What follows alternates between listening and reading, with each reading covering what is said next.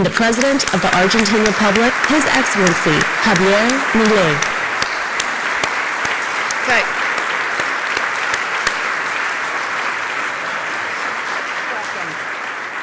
Okay. Good morning, everyone. Y bienvenidos a la Bolsa de Nueva York.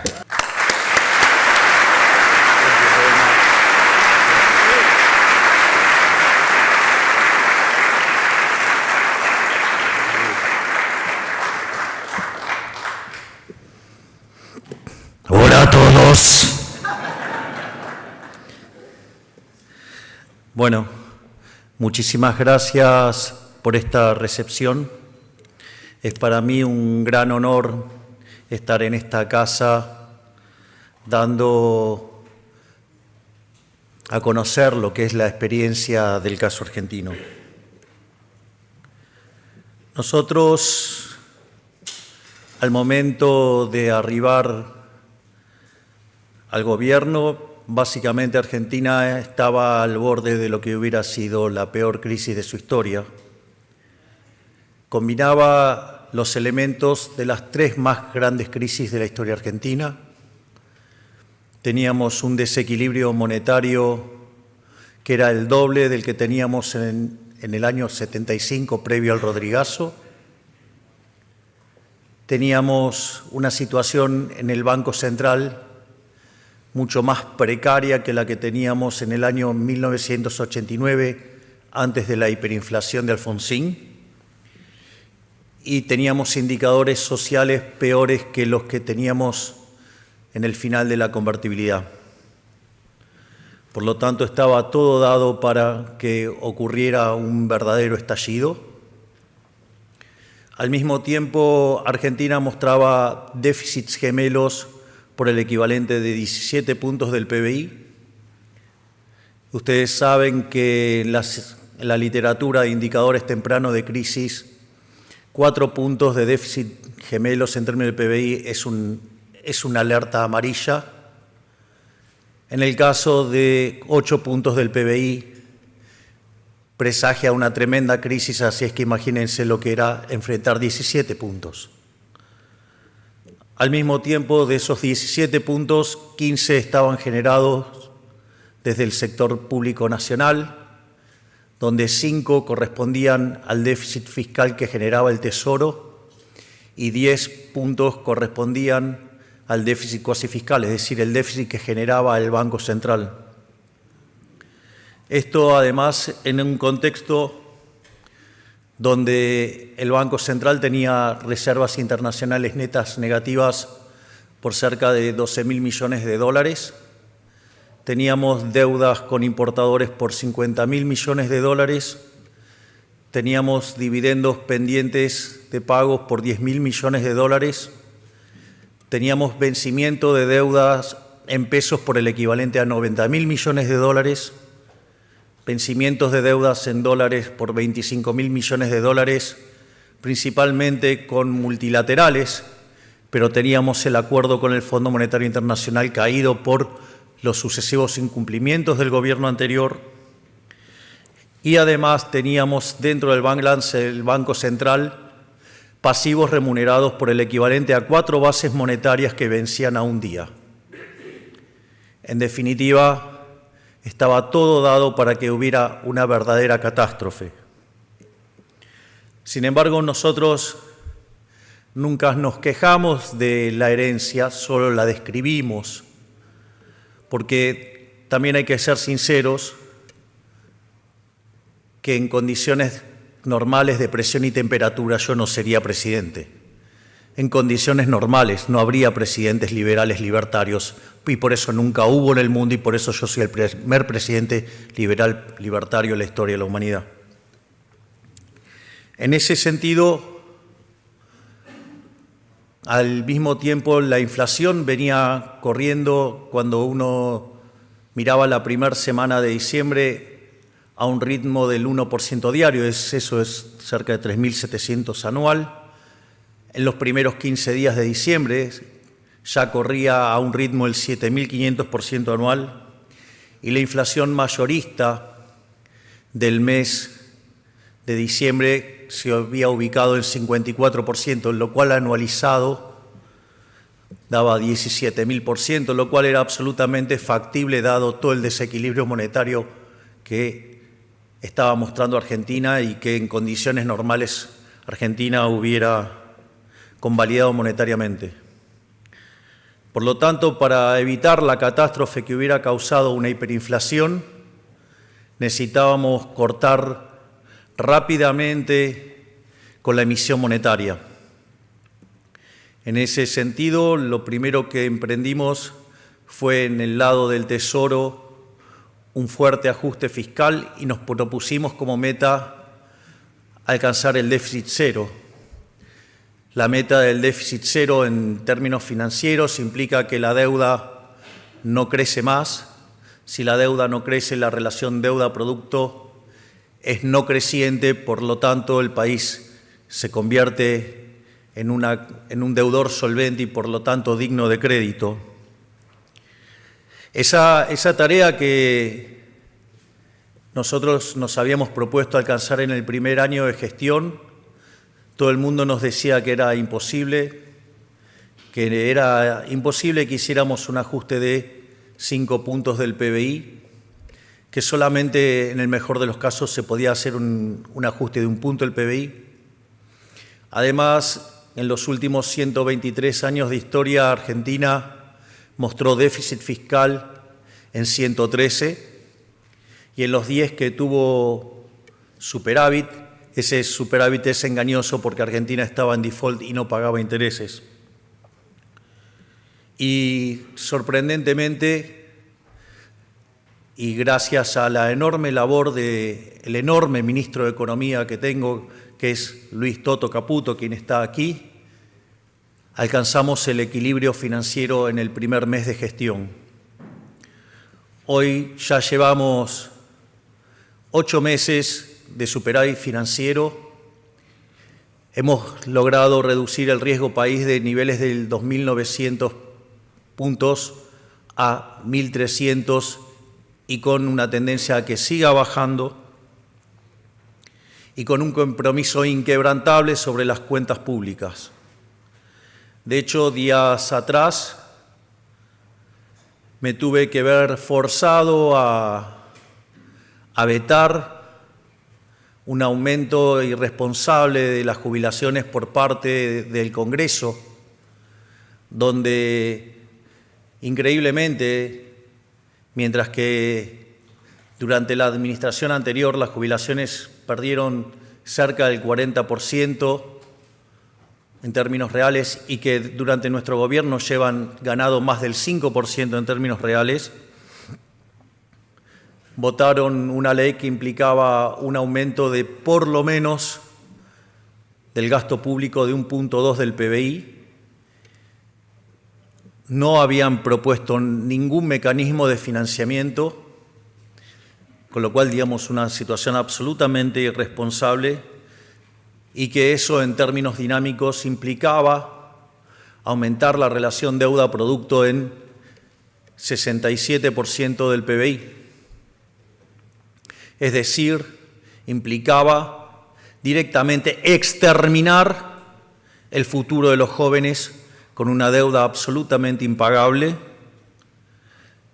Por lo tanto, nuestro compromiso con el equilibrio fiscal es inquebrantable y no estamos dispuestos a negociar bajo ningún punto de vista el equilibrio fiscal.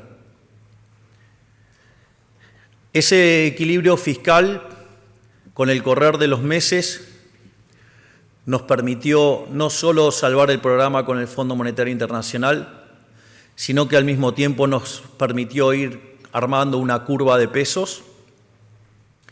Y en ese contexto comenzamos el saneamiento del Banco Central, ya que 2/3 del déficit se generaba desde el Banco Central y eso implicaba creación endógena de dinero que alimentaba además la inflación.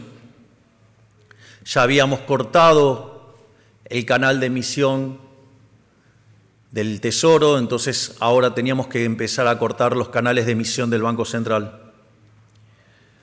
Y esa tarea que nadie mencionaba, que nadie se animaba a señalar cómo se resolvía, en una labor gigantesca, propia de Cíclope, nuestro presidente del Banco Central, Santiago Bausili, en 7 meses logró eliminar el déficit cuasi fiscal junto a una enorme tarea hecha por nuestro secretario de Finanzas, el doctor Pablo Quirno, y a partir de ahora Argentina no emite más ni para financiar el fisco ni para financiar el déficit cuasi fiscal. Por lo tanto, estábamos en condiciones de avanzar hacia no solo ahora una situación de déficit cero, sino que estábamos en condiciones de avanzar hacia una situación de exceso de oferta de dinero cero. Esto significaba que estábamos en condiciones de emitir solamente contra compra de dólares. Y en ese contexto, básicamente, lo que nosotros considerábamos era que esa emisión tenía como contrapartida demanda de dinero y que consecuentemente eso no iba a llevar a una pérdida del poder adquisitivo de la moneda y por ende, digamos, iba a trabajar bien para bajar la inflación.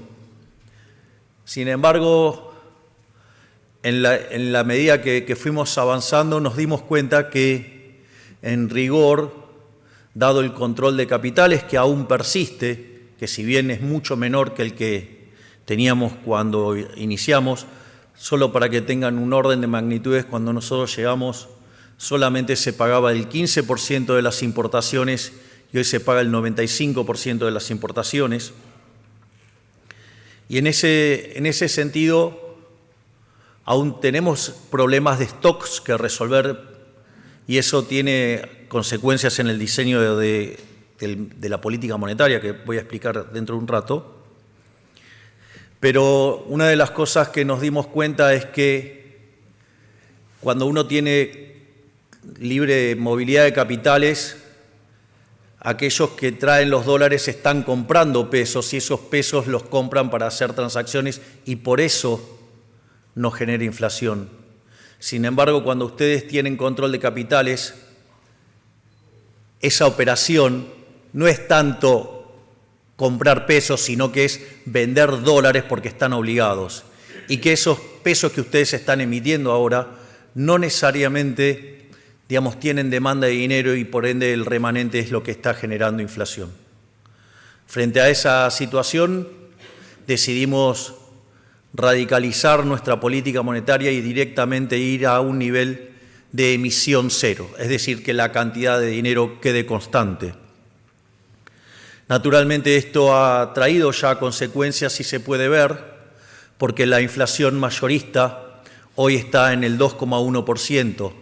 Esto quiere decir que de venir viajando una inflación anualizada del 17.000%, hoy estamos en niveles del 2%, que significa 28% anual, lo cual es una verdadera hazaña, porque esto lo hemos hecho sin fijar el tipo de cambio, sin controlar precios, sin una hiperinflación previa que permita la reconstrucción de la demanda de dinero y eso facilite la estabilización, sin violentar derechos de propiedad. Y en el medio, además, recomponiendo precios relativos de precios que habían sido fijados por la administración anterior. Es decir, por eso siempre digo que mi ministro de Economía, de quien estoy tan orgulloso, el doctor Luis Toto Caputo, va a ser recordado como el mejor ministro de Economía de la historia porque lo que está haciendo es verdaderamente una tarea enorme. Dicho esto, frente a este esquema nuevo de política monetaria se nos cuestionó que había ahora intervención del mercado y se nos cuestionó el tema de la acumulación de reservas. Respecto a la intervención, dado que nosotros tenemos todavía control de capitales, lo que puedo decir es que el nivel de intervención ahora bajó. Porque en un mundo sin intervención, ¿cómo sería el mundo sin intervención? El tipo de cambio sería libre, la variación de la cantidad de dinero sería cero y la variación de las reservas sería cero. En ese contexto, el tipo de cambio paralelo es libre en Argentina. No solo eso, sino que además, antes, como obligábamos a los exportadores a liquidar sus dólares, cada $3 que comprábamos estábamos interviniendo por 3. Hoy, como mantenemos constante la cantidad de pesos, al inicio devolvíamos básicamente $2, con lo cual la intervención había caído un tercio, y hoy que la brecha es mucho más chica, básicamente los niveles de intervención siguen cayendo. Por lo tanto, lejos de haber más intervención, hay menos intervención. Al mismo tiempo, se nos cuestiona el tema de la acumulación de reservas, y la verdad que es un argumento bastante ridículo y pobre conceptualmente, porque la pregunta es, si ese argumento fuera cierto, significa que entonces todos los países que tienen tipo de cambio libre entrarían en default, lo cual es una tontería enorme. Básicamente nuestro argumento es que los dólares para pagar los servicios de la deuda tienen que ser comprados con superávit fiscal, tienen que ser comprados con disciplina fiscal, con ahorro fiscal y no con emisión monetaria.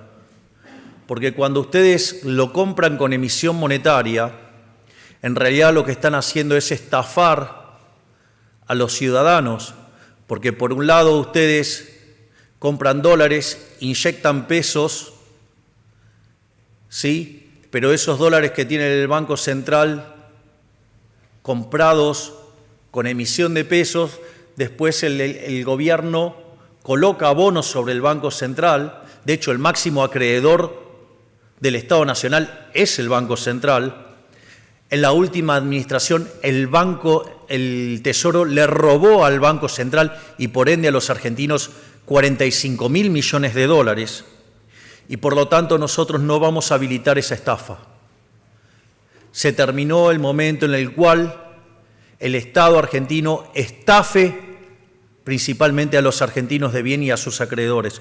Por lo tanto, los dólares se van a comprar con superávit fiscal y no con impuesto inflacionario encubierto. Dicho esto, no solo hemos trabajado en la estabilización de la macro, otra de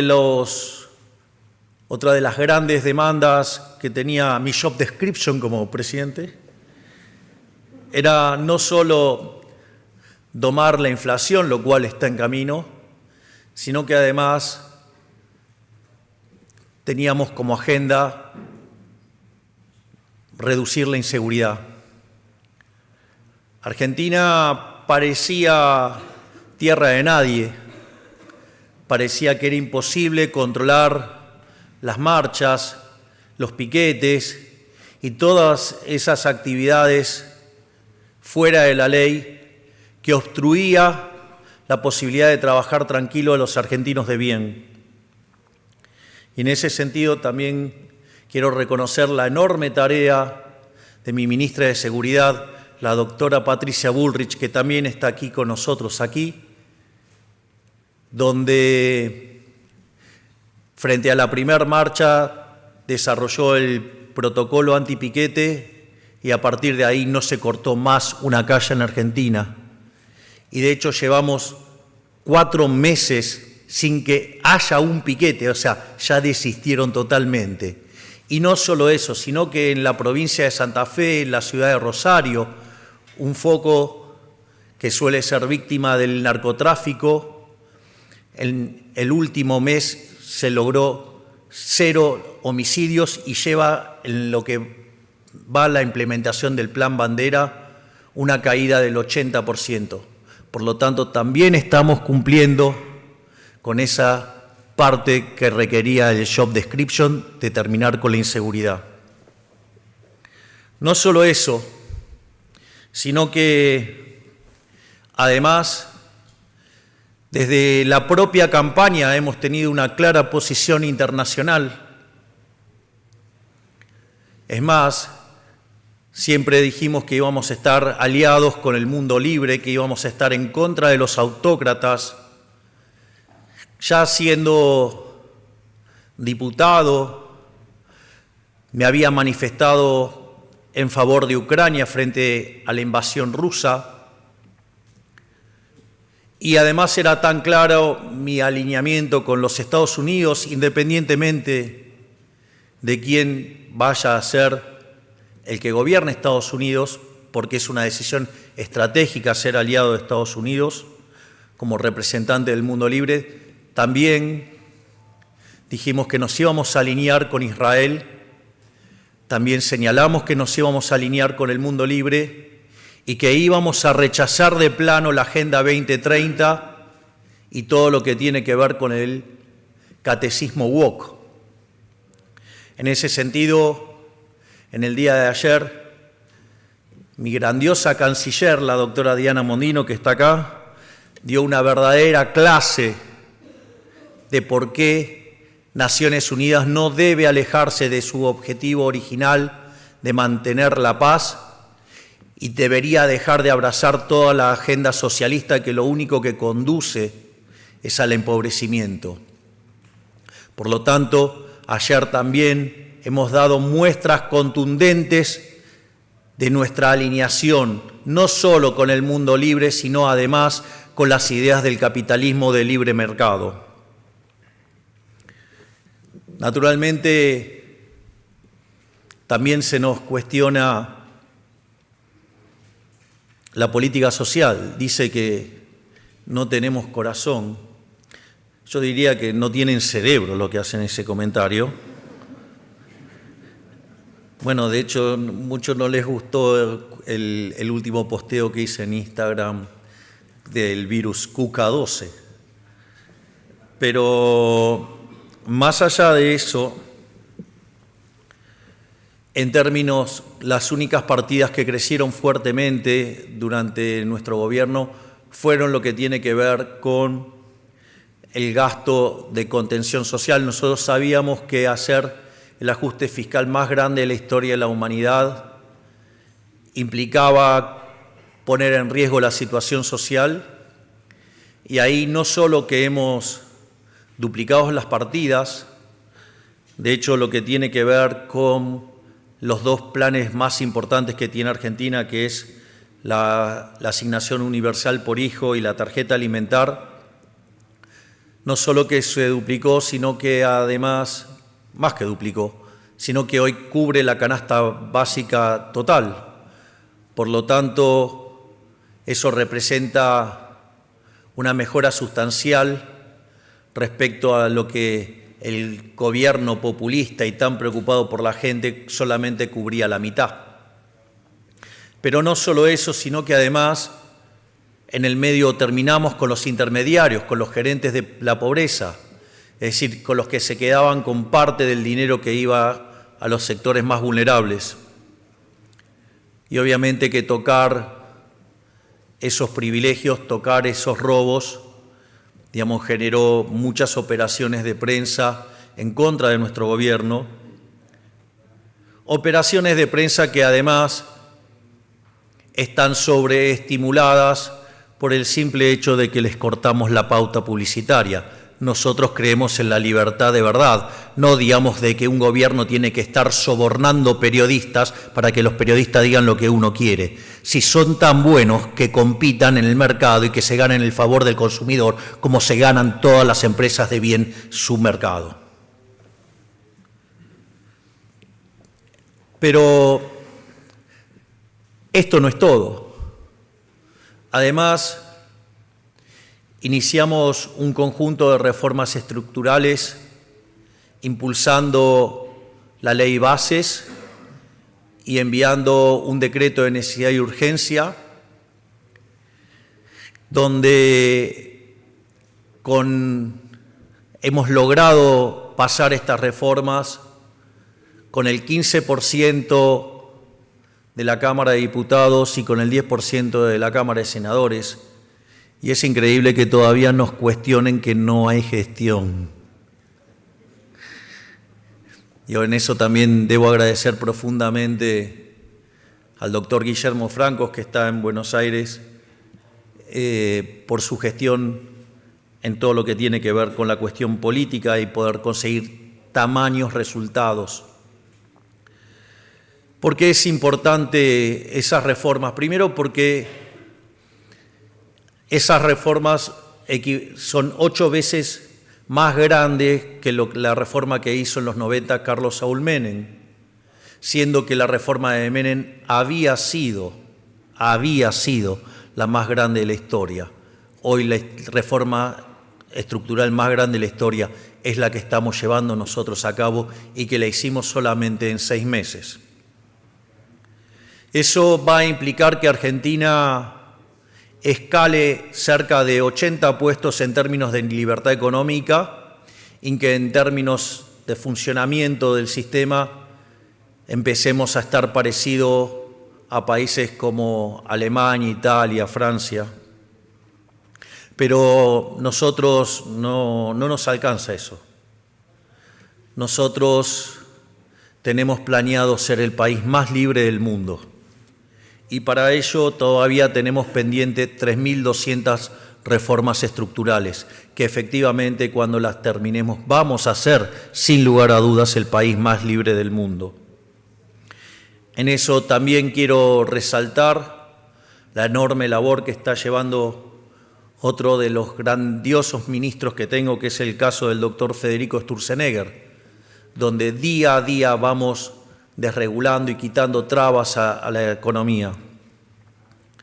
Por lo tanto, no tengan dudas que lo vamos a dar todos para ser el país más libre del mundo, porque además aquellos países que son más libres son 12 veces más ricos que los reprimidos, tienen el doble de tasa de crecimiento, tienen 25 veces menos de pobres en el formato estándar y 50 veces menos en el formato extremo.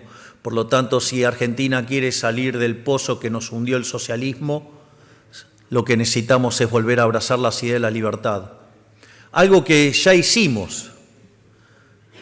Argentina abrazó la idea de la libertad en el año 1860, que fue cuando se puso en marcha la Constitución de Alberdi de 1853, y de ser un país de bárbaro en 35 años nos convertimos en la primer potencia mundial. Entonces, con un mundo más integrado, mejor comunicado y con muchísimas más posibilidades tecnológicas para acelerar la convergencia, ¿por qué no vamos a hacerlo ahora? Lo único que necesitamos es coraje, y créanme que si hay algo que me sobra, es coraje para hacerlo.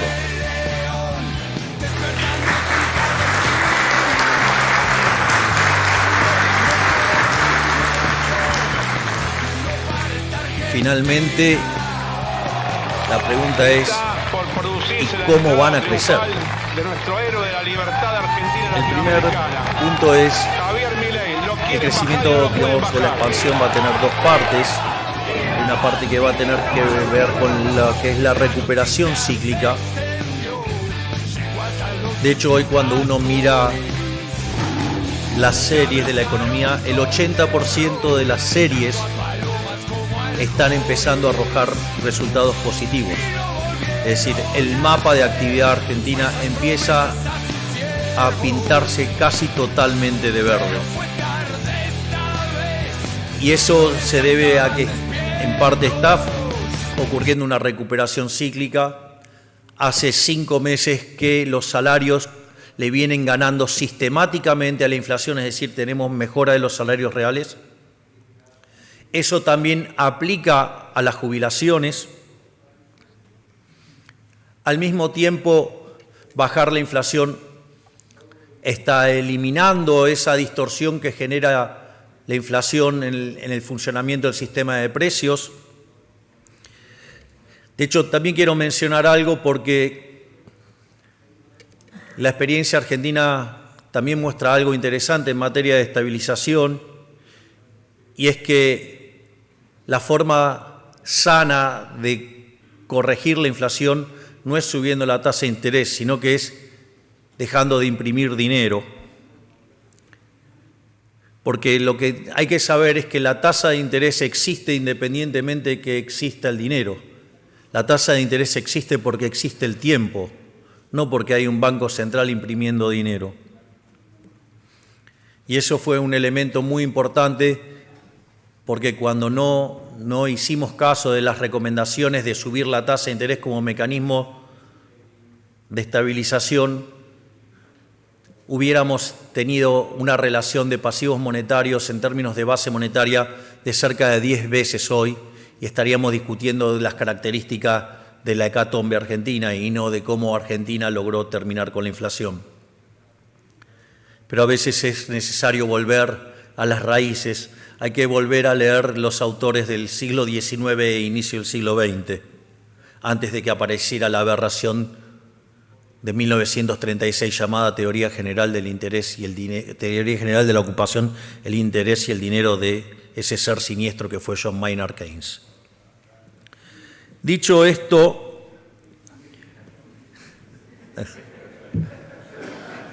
soy Milei, ¿qué esperaban?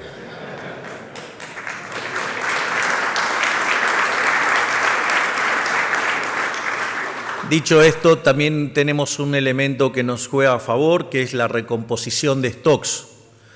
Por lo tanto, la economía argentina se había sobreestoqueado en la última parte del gobierno kirchnerista por si se desataba la hiperinflación y poder estar protegidos con activos reales.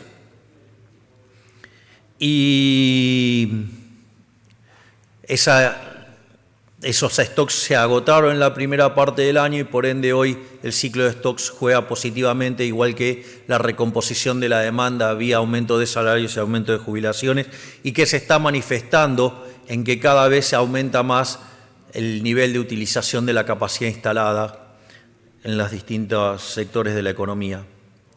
Pero claramente eso hace al ciclo. Pero eso no es todo. Hay más, y hay más cosas que van a favorecer el crecimiento económico. El primer lugar es que el crecimiento se genera por inversión, y ustedes la inversión la tienen que financiar, o sea, necesitan del ahorro. Y básicamente el ajuste fiscal que hemos hecho le ha devuelto a los argentinos 15 puntos del PBI de ahorro. Es decir, mientras que en diciembre del año pasado discutíamos las características de la hiperinflación, hoy discutimos la existencia de crédito a 30 años y cómo se estructuran créditos a 30 años. Por lo tanto, eso está mostrando que los bancos dejaron de ser una oficina para financiar de manera indirecta al fisco y han tenido que salir a trabajar de banqueros, que era lo que queríamos que hicieran. Por otra parte, eso va a ser un gran elemento para el crecimiento económico. Al mismo tiempo, vamos a liberar el cepo. El cepo lo vamos a liberar cuando la tasa de inflación que tiene el programa macroeconómico sea cero. Básicamente, ustedes tienen una inflación observada en el consumidor que es 4%, y una inflación inducida por el programa, dado los controles de capitales, dado el crawling peg y la inflación internacional del 2,5%, por lo tanto esa inflación hoy está en el 1,5%. Cuando ese 1,5% haya desaparecido, se va a dar en una situación donde además las LEFIs hayan desaparecido y la base monetaria en el formato tradicional coincida con la base monetaria amplia. En ese momento habrá desaparecido el money overhang y podremos abrir sin ningún tipo de problemas el cepo, porque ya no tendrán balas para cargar las armas que puedan tirar la estabilidad macroeconómica, porque se habrá eliminado del exceso de pesos dentro de la economía. Al mismo tiempo, nuestra disciplina fiscal va a implicar que inexorablemente el riesgo país va a caer. De hecho, cuando discutíamos los impactos de lo que está haciendo el Congreso, notamos que cada vez que sube el riesgo país 100 puntos básicos, el PBI en dólares cae 1.8 y cae 0.6 en pesos. Eso significa que, por ejemplo, si volviéramos a las andadas que proponen los degenerados fiscales que están en el Congreso de la Nación Argentina, implicaría perder 1/3 del PBI, implicaría perder cerca de 200.000 millones de dólares. No se los voy a permitir, les voy a vetar todos los excesos que quieran cometer cuando quieran atacar el resultado fiscal.